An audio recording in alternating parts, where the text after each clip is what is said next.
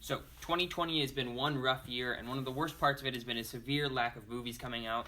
But luckily, 2021 seems to be rectifying that with loads of major movie releases that I'm excited for, and plenty of movies that I'm not excited for, but that are still big, that are coming out. And that's just great, seeing more big movies finally having a release. Fingers crossed. But yeah, today I will be ranking my top 15 most anticipated movies of 2021. Now, these certainly aren't all the movies I'm excited for. These certainly aren't the only movies I'm going to see. Or who knows, maybe they won't. Maybe they will be. Maybe I won't even see all these movies because of how things might go in 2021. We will see. But I plan to get out reviews of at least most of these. Another thing, I will not be including the Snyder Cut on this list, even though I am pretty excited for it. Just plainly for the reason that it looks like it's releasing more of as a TV miniseries than an actual movie with the original release. And I know they've said eventually they'll edit it together into one big movie. Its main release is going to be as a miniseries, so I decided to leave it out for now. But if I were to include it on this list, it would probably make the top 5. Not because I'm super excited for it, but because I'm super curious to see how it turns out. Also, one final thing, I will be taking a bit of a break because I've been left pretty tired by all the videos I've done over the past 2 weeks. But I will return in 2 weeks with my review of the series premiere of WandaVision. But without further ado, let's jump right in with number 15, Space Jam: A New Legacy. I'm decently excited for this movie. I haven't seen the original Space Jam in years, but I remember it being pretty funny. And I'm just excited because I always love the classic Looney Tunes characters. It's gonna be funny seeing them in a big budget, 2020 new decade movie. And they're bringing in LeBron James, who I'm much more familiar with his career than Michael Jordan's. And overall, just the way they're setting it up, and it just sounds like a fun, good time. And I'm excited that they're releasing on HBO Max, because if this is a movie that they were just releasing it in theaters, I probably wouldn't see it. But now, now I can just watch it from my own home on opening day, and it's not a very big deal. So I'm pretty excited for that. Number 14, Raya and the Last Dragon. Disney's released a lot of very good original movies in the past decade. They've had a good streak with Frozen, Tangled, Moana, Wreck-It Ralph, and I'm excited to see what they do with Raya and the Last Dragon. From the first trailer, it looks like a fun kind of adventure movie. I think it's set in China. And I'm just excited to see the plot. It has a good voice cast. I'm excited to see that Kelly Marie Tran from Star Wars is getting a big voice acting role in this movie. Man, I'm just curious to see how it looks. I'm happy it's releasing on Disney Plus, even if it is Premiere Access. So once again, it's a movie that I may not have seen in theaters, but I can now easily watch from my own home, meaning I'll definitely get a review out on this one. So I am pretty excited for this movie, definitely going to review it. At number 13 is Dune. Now, I have absolutely no association with the book or the original movie, haven't read it or seen it, and I wasn't really excited for this movie whatsoever until I saw the trailer. And even then, it's not something I'm insanely hyped for, but it has a good cast, and it looks like it's going to be a pretty big, fun, sci-fi, adventure action movie. And that's just enough to get me excited. Once again, as I said for the past 2 movies, I'll be able to watch this at home on streaming. So, definitely going to be a review of this. But yeah, excited. At number 12, Jungle Cruise. Now, this is the first movie on this list where it probably won't be on streaming when it first releases, unless, Disney changes some things up in the next couple of weeks. But I'm excited for it because it looks like a fun action-adventure movie. It got a good cast with Emily Blunt and Dwayne Johnson. It just kind of seems like a combination of the new Jumanji movies and Pirates of the Caribbean. And that just really excites me. It looks like a blast. And we've been waiting a long time for this movie, a longer time than I had to wait the last time I rode Jungle Cruise, which is over an hour. So, yeah, Jungle Cruise is something I have to wait for a lot, especially the movie. But I'm very excited. Looks like a fun kind of swashbuckling adventure, and I'm super excited to see it. At number 11 is Morbius. Now, the original concept on its own, it's not something I'm very excited for. I mean, I don't really care about the character of Morbius the Vampire at all. The only movie I've seen Jared Leto in, I've heard he's a good actor, but the only movie I've seen him in is Suicide Squad, and that did not leave a very good taste in my mouth regarding him as an actor. And just the trailer seemed very bleak and kind of meh. But what I am excited for is its connections to the greater Spider-Man universe. In the trailer, we saw Michael Keaton doing a role that might be him reprising the Vulture from the MCU. And also in the background of one of the shots, we can kind of see a painting on a brick wall of Spider-Man, but it's like he's wearing Sam Raimi's Spider-Man costume, Tobey Maguire's suit, but it also has murderer written over it, implying that this is like the same continuity of maybe Tom Holland's Spider-Man, who we last saw was framed for the murder of Mysterio. And that has me really, really intrigued and interested. And even though, as a movie itself, I'm not super excited for it, I'm excited to see how it connects to Spider-Man, because I absolutely love Spider-Man. And this movie just has me curious, so that's why it makes number 11. Moving on to the top 10, A Quiet Place Part 2. Now, when this movie was originally coming out last year, I was barely excited at all, hadn't seen the first one, didn't very much like horror movies. But a few months ago, I watched A Quiet Place for the first time, and I really, really enjoyed it. I'm happy I watched it. It was definitely very freaky, is a weird way to put it. It was very tense and very scary, and I'm excited to see where they continue with the second one, because I think I heard that it'll be kind of like, it'll be continuing the event of the first movie. It'll also be flashing back to when the outbreak and when the monsters first attacked. So John Krasinski did a fantastic job with the first one, directing and starring, and I'm excited to see what he does with this one. And number 9, Top Gun Maverick. Now, when I first did my review of Top Gun about a year and a half ago, I said that it was a fun, entertaining movie. Not something I, love, but I enjoyed it. But I'm definitely super excited for the sequel because, it's hard to not like Tom Cruise as an actor, at least. He does his own stunts, and that always makes for some very cool scenes and moments.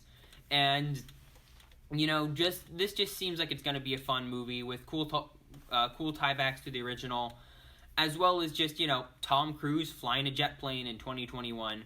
And how can you not get very excited for that? At number 8, Godzilla vs. Kong. Now, I haven't seen Kong Skull Island. I plan to, but I have seen the 2 newest Godzilla movies, Godzilla from 2014 and Godzilla King of the Monsters. Even though I didn't love them, I like Godzilla. I like King Kong, and just the idea of seeing them clash it out on the big screen, or from the comfort of my own home because it's debuting on HBO Max. It's going to be a blast to see. In Godzilla movies, no matter how meh the plot is, the visual effects and the action is always amazing. And seeing these 2 characters duke it out on screen for the first time since I think the 50s or 60s with modern special effects is just going to be super cool.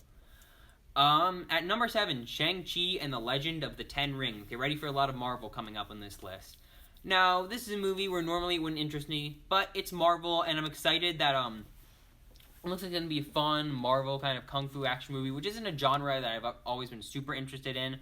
But, I trust Marvel Studios to do it well. But I'm mostly excited for the fact that it's going to be continuing the Mandarin and Ten Rings plotline from Iron Man movies, specifically Iron Man 1 and 3. And how we're finally going to see the true Mandarin that was kind of teased in like a little short film that came after Iron Man 3.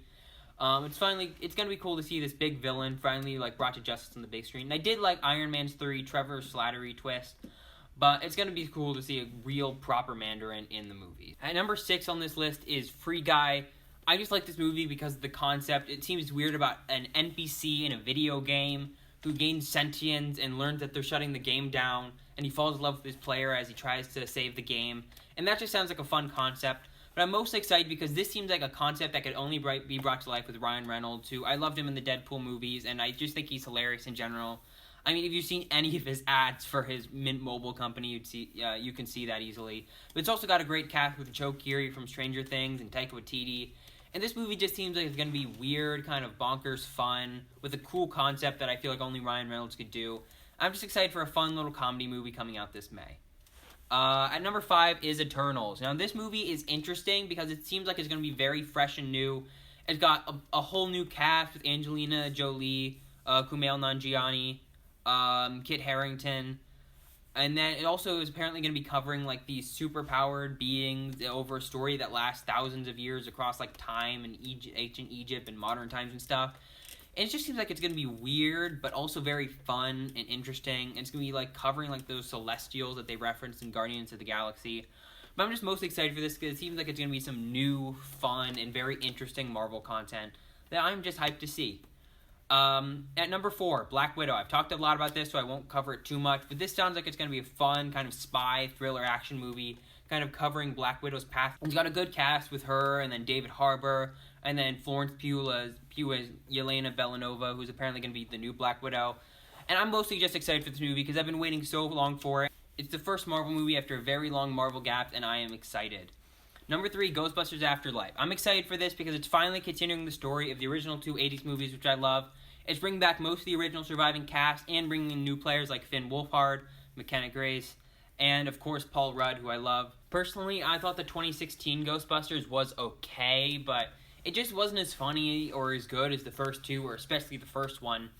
And the original cast, most of them came back, but it was in like small throwaway cameo roles, with Bill Murray's character in that movie literally dying.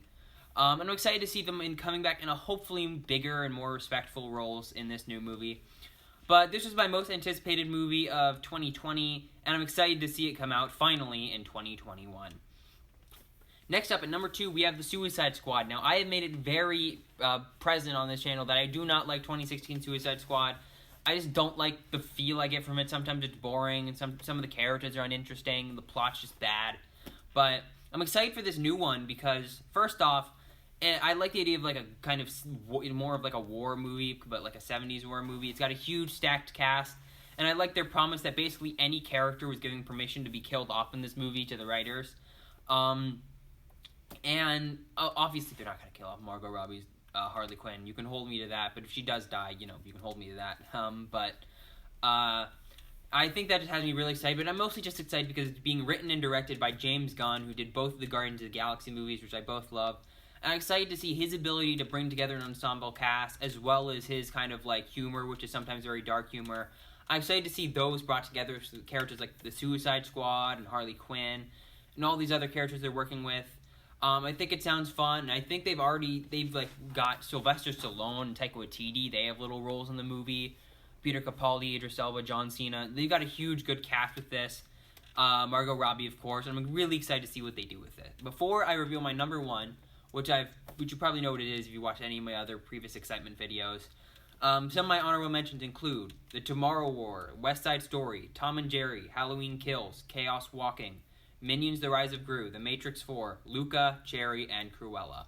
But on to number 1, my most anticipated movie of 2021, most anticipated Marvel movie, and probably tied with The Batman for most anticipated superhero movie and movie in general, is Marvel's Spider-Man 3. I was hyped for this anyway before the past couple of months, just because I love Tom Holland as Spider-Man. I thought Far From Home was great. I love the plot twist at the end. I was just excited to see him take a more active role as kind of maybe the spearhead, the head of the MCU, now that Iron Man's gone, in the kind of a role they were setting up since Far From Home. And also, I was very sad when he was moved from the MCU, but when they brought them back, I had a feeling they'd bring him back with something big. With recent announcements of Benedict Cumberbatch appearing in the movie as Doctor Strange, Jamie Foxx returning as Electro, and Alfred Molina returning as Dr. Octopus, and rumors of Tobey Maguire, Andrew Garfield, Kirsten Dunst, and Emma Stone, it feels like they're bringing Spider-Verse to real life, maybe, and that just has me so excited. This movie feels like it's going to be huge, fun, and fantastic, and that's why it's my most anticipated movie of 2021. I hope you liked this video. I'll see you in 2 weeks with WandaVision. Like, share, and subscribe, and I'll see you later. Bye-bye.